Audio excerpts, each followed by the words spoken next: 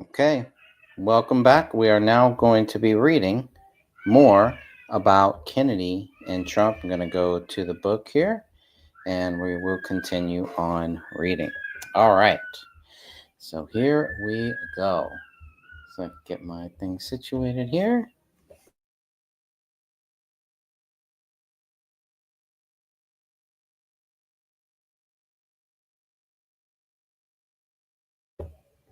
Okay, see how far we can get here. Okay, reading at the bottom of page 91. Based on what I know right now, said Director Rowe, neither the Secret Service counter sniper team nor members of the former president's security detail had any knowledge that there was a man on the roof of the AGR building with a firearm. Director Rowe stated Director Rowe stated Secret Service agents didn't know Crooks had a gun until he started shooting. According to Rowe, Crooks fired his first volley of 3 shots at 6:11 p.m. President Trump reaches for his ear before dropping to the ground. Secret Service agents then jump on him.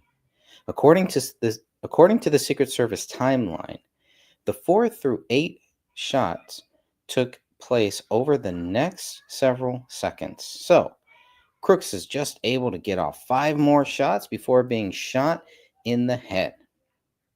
The bullets from Crooks's AR-15 killed a retired firefighter, injured 2 others, and pierced the President Trump's ear.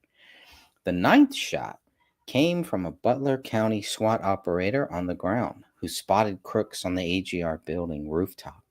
He left his post and headed towards Crooks to get a clear shot of the shooter. According to Congressman Higgins, by taking the shot at Crooks, the SWAT operator stopped Crooks from firing more shots. According to Higgins, the ninth shot, quote, hit Crooks's rifle stock and fragged his face, neck, right shoulder area from the stock breaking up.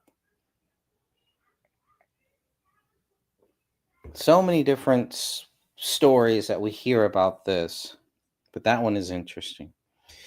We were briefed by local law enforcement who made that claim, Senator Johnson told Fox News host Jesse Waters. We've got a request to interview that officer. Butler County District Attorney Richard Goldinger confirmed a member of its emergency services unit fired at Crooks from the ground, about 110 yards away, while posted close to the stage area underneath the first sniper's nest. According to a Washington Post story, the shot from the local officer caused the would-be assassin to temporarily recoil from his perch on a rooftop, according to the two officials and a Washington Post analysis of video evidence. Crooks' retreat Crooks's retreat coincided with a 10-second pause in shooting, according to audio experts who examined the gunshot, a critical period that ended when the Secret Service counter sniper shot and killed him. Congressman Higgins believed the shot fired by the SWAT operator damaged the buffer tube in Crooks's AR. If his AR buffer tube was damaged, Crooks's rifle wouldn't fire after his 8th shot. According to what the SWAT team operator told Congressman Higgins, Crooks recovered within a few seconds and popped back up. 15 seconds after the first bullet grazes President Trump's ear, a Secret Service counter sniper fires one shot at Crooks. The bullet entered somewhere around the left mouth area and exited the right ear area, according to Congressman Higgins. President Trump called the Secret Service counter sniper a phenomenal, talented shooter. One bullet from hundreds of yards away. Trump was impressed that the sniper had 5 seconds to think.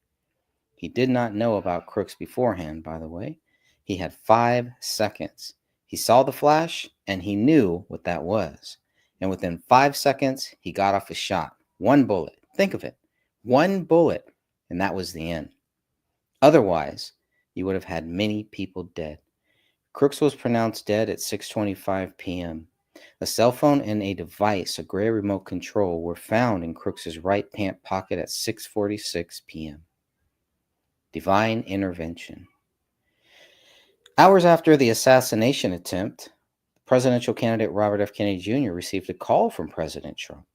President Trump called me a few hours after his assassination attempt, Kennedy said during an interview with Chris Cuomo. We talked about unifying the country, Kennedy continued. President Trump asked Kennedy if he had a religious bent. I said, yeah, I do. And he said, well, I think I do too right now because I just had an experience like none other. Both men realized this was all part of God's divine plan. Trump would echo he was saved by God. It was really a miracle that Trump survived, said Kennedy. Thank God that he did. But I think he really had a kind of revelatory moment where he was thinking of how do we unify this country. I'm very, very flattered that he reached out to me. We had a long conversation that night, a couple of long conversations. They were very pleasant. I was very impressed by some of the things he said. I found it interesting that Biden called Trump after the shooting, and even more fascinating that Trump called Kennedy soon after that call. President Trump later commented at a rally, that was really something incredible.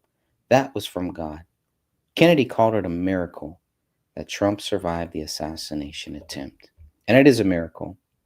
And it's great for our country. I'm glad Trump survived. I'm glad about everything that happened. God bless you all. That's all for now. I will be back next time. Remember, Jesus Christ loves you, and so do I.